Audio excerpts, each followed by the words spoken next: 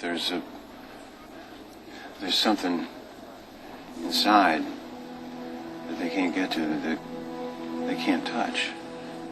It's yours. What are you talking about? Hope. Hey everybody, back to you, Stranger Oddity Show right here. We thank you for tuning in, and everybody all over the place always listening, so we do appreciate that. During the beginning here, before we start taping the show, I had learned, unfortunately, that Lead 8541 had lost his bird dog. Really sorry, man. Really sorry to hear that. You know, it's like losing family. Yeah, it's definitely not easy to go through, so keep your head up. Grill some barbecue, man, and get some comfort food going or something.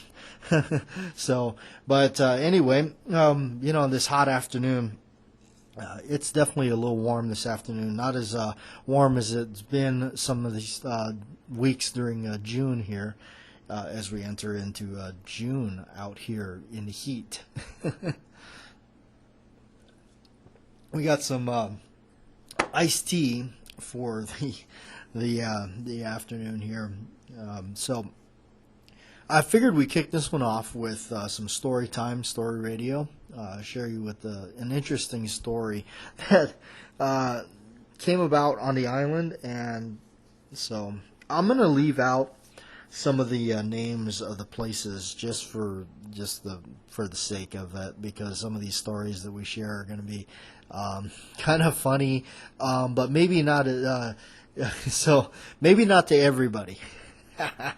All right, so being on the island, just a little background here. Being on the island is it's different because everything there, it's really difficult to get stuff. Things have to be trucked in, or things have to be delivered, and even that's really difficult to do. For instance, if you wanted to get ballastol, you can't get it. They won't ship it out there. The minute you type in that area code or that zip code, per se, it's a big no. Nope. Oh, we can't do that. You know, I started using Ballastol all the time once I actually got a chance to try it, and I was really fortunate to have a viewer that sent it to me. They had no problems with doing so, and then I got a hold of it. Later on, it was you could end up getting it by some of the people. Another shop out there. He's a good friend of mine. He ran a little place, and he ended up getting the stuff in. He would order it, and he would pay the hazardous fees and all that. So, of course, I did my civic duty as supporting local, as they say. I bought everything he had. So, yeah. Got a can of Ballastol right here, and I use it all the time. It's good stuff, really is. I'm not sponsored by them. I don't get paid to say that. I'm just telling you that that stuff is really good. I do really like using it. But so everything that being said, you know, a lot of things are really difficult to get. Components, for instance, if you're a reloader, hand loader, all that, powder, primers. So whenever you see it, you got to kind of snatch it up, you know, and you almost got to pay the price. So that's why it's a little bit different for me too. Being out here, I guess in the lower 48, you could say, it is different where, you know, you can just go down to the store and just get it. Well, at least you used to be able to. Of course, during the time of recording this, so things are a little rough. But for the most part, that's how it works. Now, I'm used to paying some pretty inflated prices, but I mean, I'm not talking about paying ridiculous prices for some stuff, but you know, things, that's what happens. Inflation, capitalism, gas goes up, everything goes up. Your gallon of milk goes up, eggs, meat, all that stuff. It's just the way of the world. It's just what happens. You cannot still be stuck in 1972 thinking that those prices are still going to exist. I always find it funny, even though you guys know, I mean, I would jump in the time machine. I'll be the first guy to go, hey, send me back in a heartbeat. But, you know, as we all know, you know, you always hear that guy that says, well, you know, I could have bought one of those for like $300 back in the day and all that. Well, also you have to think about what were you making per hour back in the day. What, $1.60? So $300 is kind of a lot of money. So things just kind of even the way out. So as my uncle would say, and he said it to me a lot, he would say, "You've got to pay to play." So if you want to play, you're gonna have to pay. But anyhow, I had. So there's all these little, nook and cranny kind of stores. A lot of mom and pop shop operations out there, from all the way from one side of the island to the other, and you literally can drive the entire island in a day.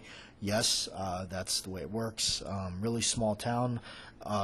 Everybody knows everybody, kind of thing. So, but so I had gotten a hold of a M1 Garand, or M1 Garand, however you want to pronounce it.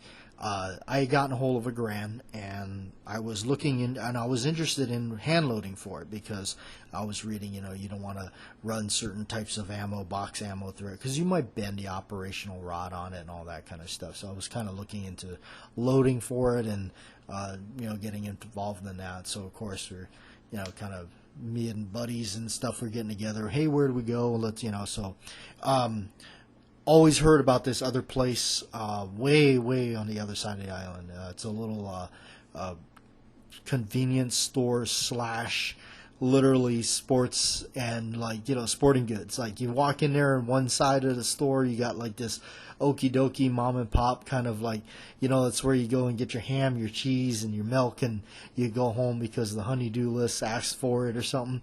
And so, but then on the other side, you're like, wait a minute, what the heck? This is like a full on like you got archery equipment, you got guns, ammunition, and of course a reloading section that is rather shockingly well stocked. Just cabinets full of powder, primers, you name it, they had it. Reloading dies, machines, and all that. You're like going, where am I here? So I finally got to go over to that place and check it out.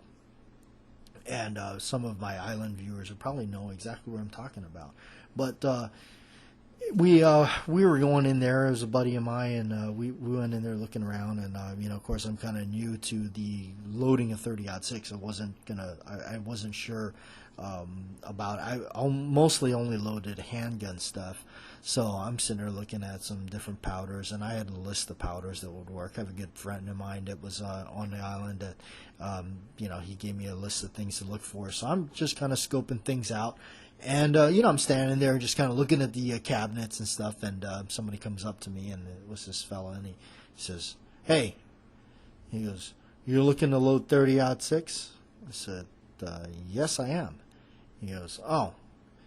And he kind of sways around a little bit, and he kind of got that look in his face, that kind of seasoned hunter kind of look.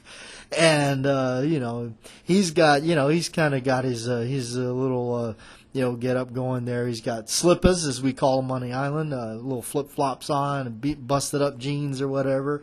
And he says, "Hey, if you're going to load 30-06, you better talk to me, because I'm what they call the big heavy loader." And I said, "Okay." And so I very politely just kind of said, "Well, I'm not sure yet," and I just kind of walked away, and just kind of, and that's just the kind of characters you can run into sometimes doing this, and not necessarily on the island, but there's definitely places you can run into people like that. And anyway, in a long story short, I never actually did get into loading 30-06. I never did do it. Ended up getting rid of the rifle and everything, and so. But there's a little story for you. Just traveling those roads and going in places, and you never know.